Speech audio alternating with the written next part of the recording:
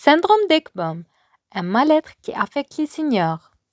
Le syndrome d'Ekbom est un trouble mental où les personnes sont convaincues, à tort, d'être infestées par des parasites comme des insectes ou des vers.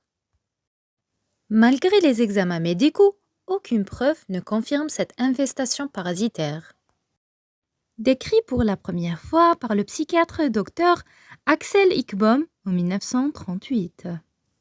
Ce délire touche plus souvent les femmes d'âge avancé.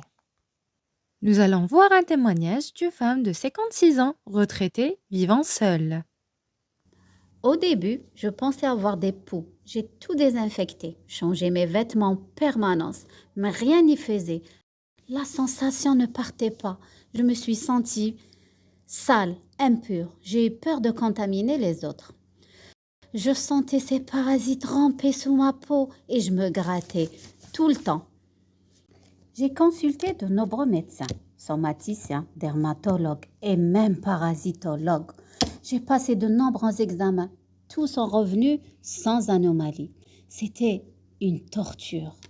Je me suis éloignée de ma famille, de mes amis. Je ne sortais plus de chez moi.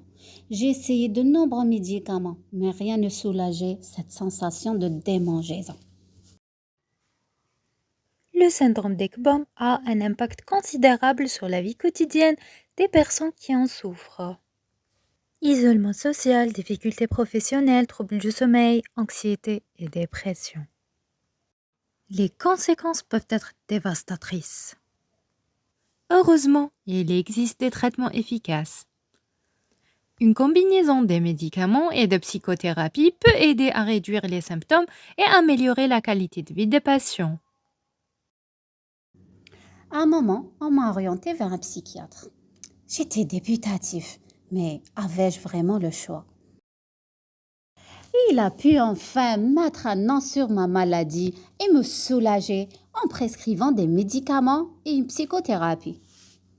Aujourd'hui, grâce au soutien de ma famille, de mes amis et mon traitement bien sûr, je vais mieux.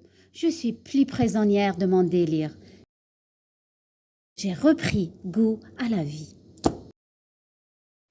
Le syndrome d'Ekbom est une affection psychiatrique rare.